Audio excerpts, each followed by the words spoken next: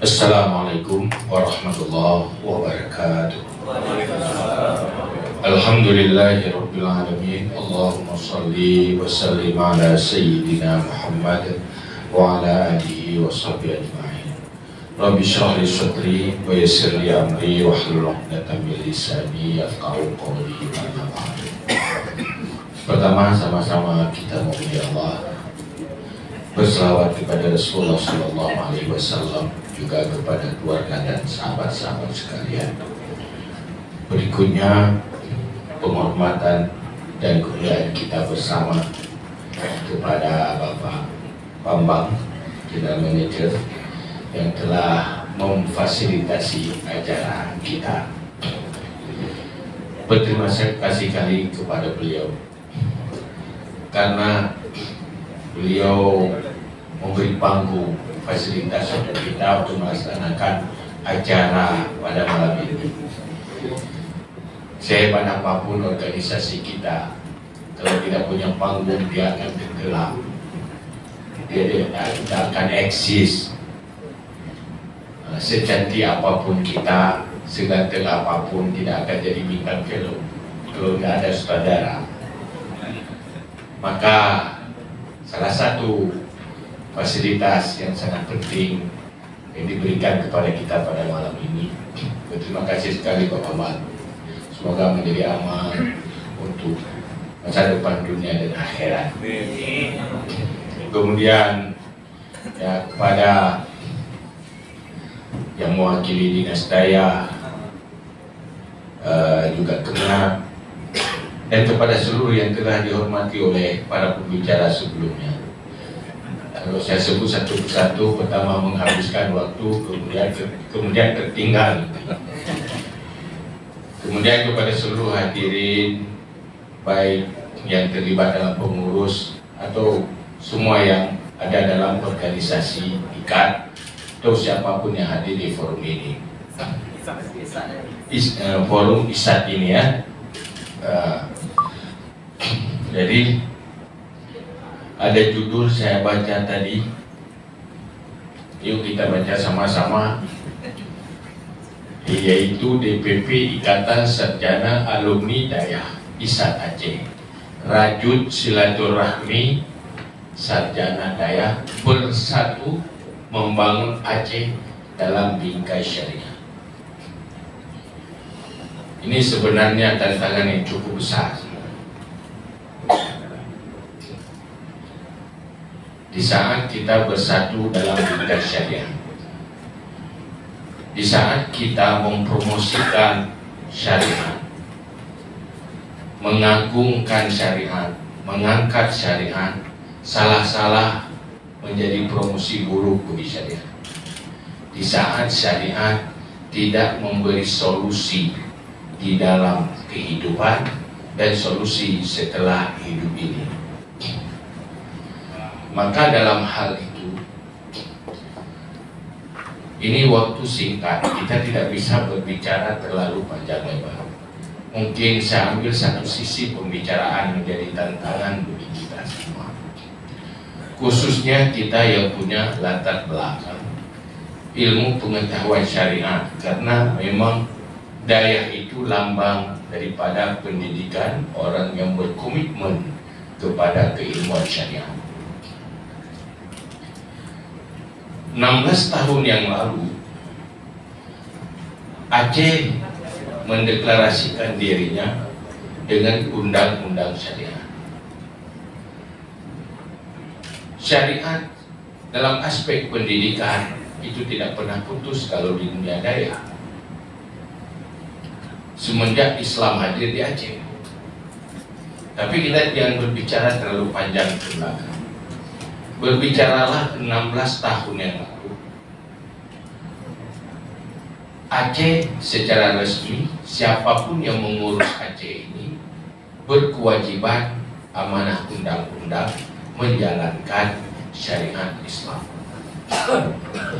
Yang perlu kita ketahui, di sini ada dua hal yang berkaitan dengan syariat. Pertama, ada otoritas, Yang kedua ada kewenangan.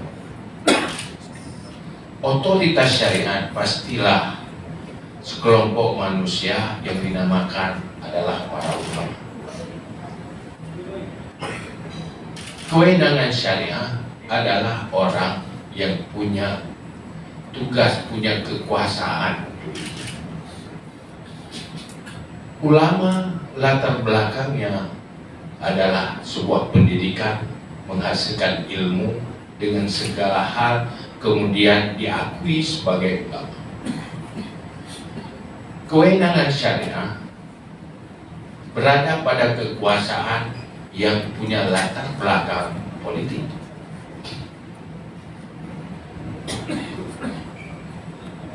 Kita semua tahu ini para pendakwah selalu berbicara jiwa dunia biar batin. Dunia ini tegak, terbangun baik dengan 4 hal. Bi'ilmil ulama, bi'adlil umara, sahwatil aghniya, du'ail fukara. Artinya kolaborasi. Berfungsinya ilmu ulama, berfungsinya umara dengan keadilannya, berfungsinya harta lewat kemurahan para orang kaya, dan berfungsinya bantuan Allah, pertolongan Allah lewat doanya orang fakir.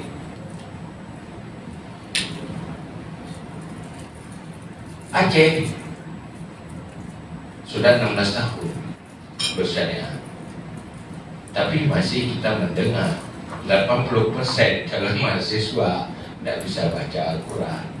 Itu gambarannya apa? Disfungsi syariat. Kalau Al-Quran belum bisa, yang lain lebih lagi.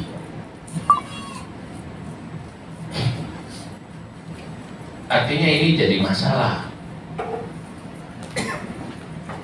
Maka kalau kita berbicara membangun Aceh bingkai syariat oleh Isa, sampai di mana kekuatan kita?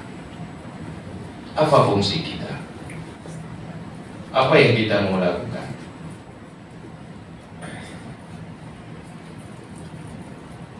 Maka oleh karena itu menjadi PR bagi kita malam ini. Malam ini kita belum menjawab apa solusinya, bagaimana strateginya, apa langkahnya. Tidak mungkin lah kita membahas dalam beberapa menit. Tapi ini tantangan yang perlu pemikiran untuk Isa. Islam hadir di dalam literasi, dalam literatur keilmuan yang diwarisi itu dia memberi solusi bagi semua aspek kehidupan. Platform orang Islam, platform orang beriman, tujuan inti sukses dalam kehidupan dunia ini adalah 2 hal. Itu tujuan inti, yaitu sukses iman, sukses akhlak. Itulah yang menentukan manusia selamat dari neraka masuk surga. Jangan mati dulu kalau itu belum sukses. Iman belum selesai, akhlak belum selesai, jangan mati dulu, berbahaya.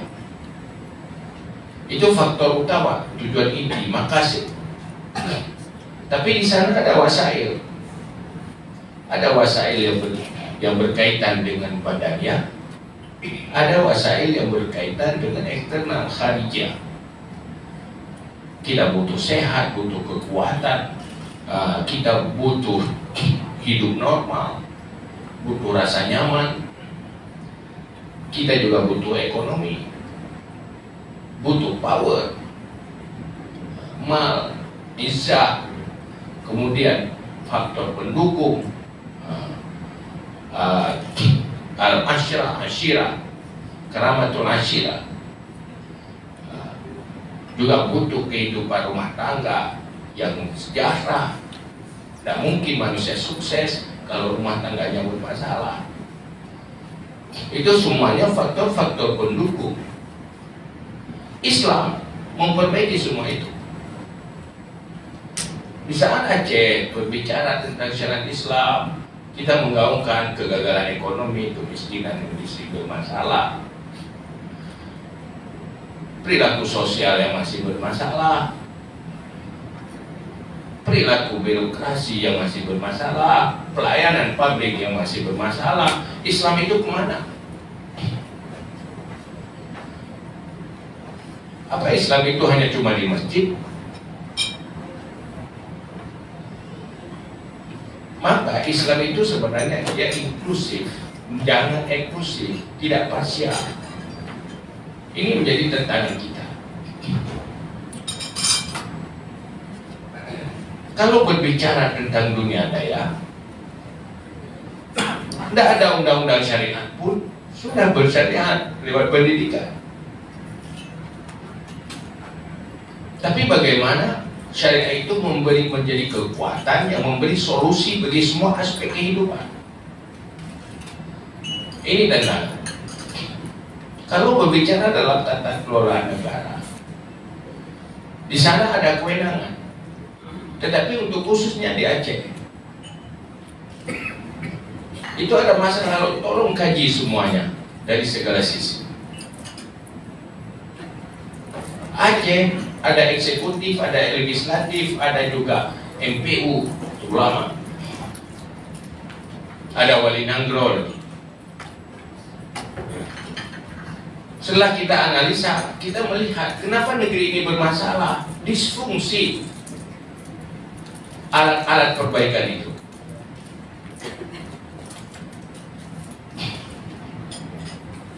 Malah menjadi persoalan. Kemana syariat Anda memberi solusi? Apa konsepnya? Bagaimana strateginya? Kita melihat di dalam persaingan dunia global ini, umat Islam bukan kalah baiknya, bukan kalah benarnya, tetapi kalah strateginya.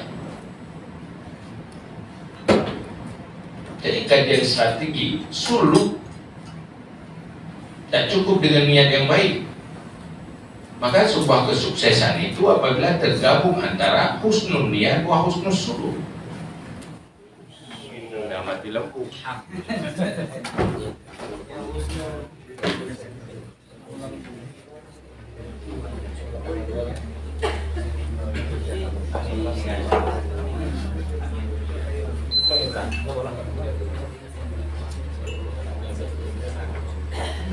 Tidak cukup dengan niat yang baik, tetapi juga harus punya langkah roadmap yang benar.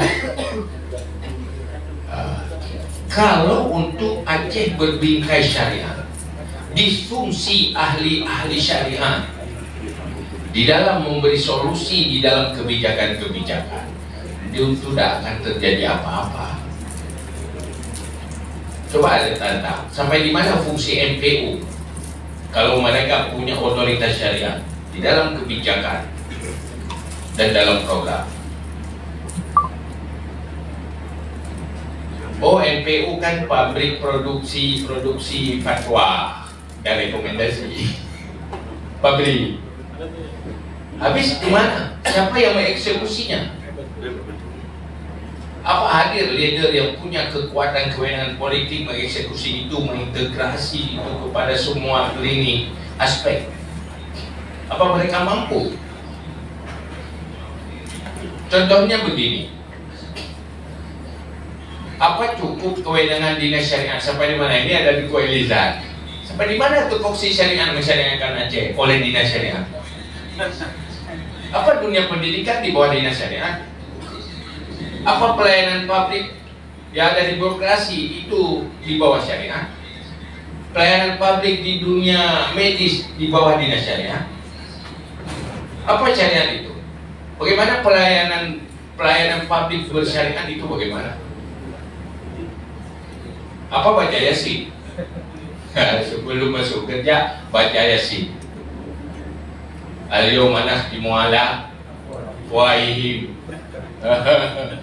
Matikul wa tukallimuna, akhir ayat. Baca Yasin, tapi tangan yang menandatangan itu tidak ingat dengan Yasin itu, dia akan jadi saksi nanti. Menjual obat palsu, menjual obat nggak perlu, itu menjadi saksi. Kapan masuk ayat itu di dalam pelayanan? Apa cukup dengan membaca tahfidz, hafal al-yawma perilakunya tidak begitu. Akhirnya kita menggaungkan syariat, tetapi bermasalah di semua aspek. Apa yang terjadi? Itu promosi buruk bagi syariat. Kalau bersyariat, ekonomi sukses, pelayanan publik bagus, semuanya jujur, itu tantangan. Ini kok orang bilang Finlandia lebih syariah daripada negeri bersyariah.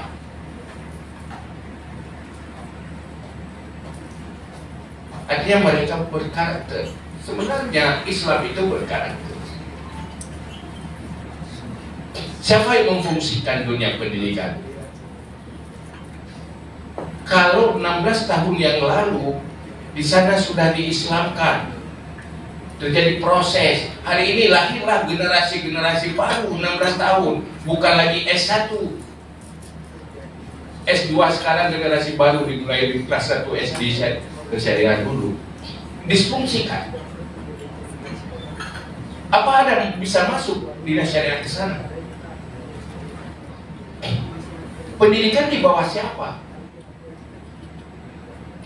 Maka harus ada leader-leader yang mampu mempengaruhi itu, mengambil kebijakan, membuat sebuah eskotika yang benar, bagaimana MPU berfungsi. Tapi tanpa ada kekuatan dan kewenangan, mereka tidak menjadi alat yang tidak difungsikan, tidak memberi solusi. Ada kelemahan ulama sebagai pemegang kewenangan otoritas syariah. Siapa yang memperkuat kelemahan itu? Kalau posisinya masih lemah di dalam bangsa ini, siapa yang memposisikan mereka? Apa cukup dengan hanya rekomendasi seperti itu? Artinya syariat tidak terintegrasi ke semua lini, tidak memberi solusi. Ini perjuangan besar. Isa kalau bicara ini kerja besar. Maka kalau sebuah organisasi hanya untuk sebuah struktur, tidak untuk sebuah perjuangan yang berkiprah secara bijak dan cerdas, semuanya kita sudah jenuh. Jenuh, disfungsi organisasi lagi. Dibuat organisasi untuk apa? Organisasi dulu pola pikir kita, bangun paradigma berpikir yang benar. Itu mulai, sehingga kita bersatu di dalam pemikiran, bersatu dalam orientasi. Serius. Karena isat itu sampai di mana pentingnya kalau dia berbuat dengan hal-hal yang penting, berkiprah pada hal yang penting. Isat tidak akan penting kalau tidak melakukan hal-hal yang penting. Isat tidak akan besar kalau tidak melakukan hal-hal yang besar. Mulailah dari berpikir besar, walaupun kita bekerja bertahap. Sekurang-kurangnya hasil pemikiran itu, kalau kita tidak sempat jalankan, menjadi legacy, warisan untuk generasi sebelum selanjutnya. Mari duduk bersama dari status yang berbeda, sejarah kita di bidang-bidang yang berbeda. Mari jadikan perbedaan saling memperkuat. Ini menjadi PR besar. Apa kira-kira bisa? Punya serius, lu selalu hadir. Nah, serius ya tidak lupa kau. Kan biasa kan. Nanti belinya puan rando. Kita itu lalu ni.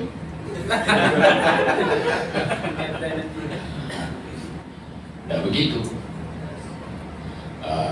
Maka tantangan paling besar ISAT hari ini menjadi salah satu, menjadi organisasi yang penting yang memberi solusi khususnya bagi Aceh dan bagi Indonesia secara umum, dan khususnya untuk generasi Islam. Sebenarnya momen bagi Aceh karena kita adalah negeri yang bersyariat, alhamdulillah. Tetapi saya 16 tahun kurang berfungsi memberi solusi. Kaji di mana kebukuan-kebukuan itu, cairkan kebukuan-kebukuannya itu semua. Mulai itu. Semoga inilah kita niat karena Allah tidak lupa membalas kebaikan kita, memberi pahala kita. Tidak hanya sebuah nama, tetapi hadir memberi solusi. Dan perjuangan kita adalah sesuai dengan platform yang telah dibentuk di dalam Islam. Bagaimana platform itu? Kehidupan pribadi orang beriman, kehidupan keluarga orang beriman, kehidupan dalam sebuah komunitas orang beriman, dan platform hidup dalam bernegara yang sesuai dengan seorang muslim dan orang beriman. Ini yang perlu kita pikirkan bersama. Terima kasih. Hadanallahu ajma'in. Aqulu qouli hadza astaghfirullah lakum. Assalamualaikum warahmatullahi wabarakatuh.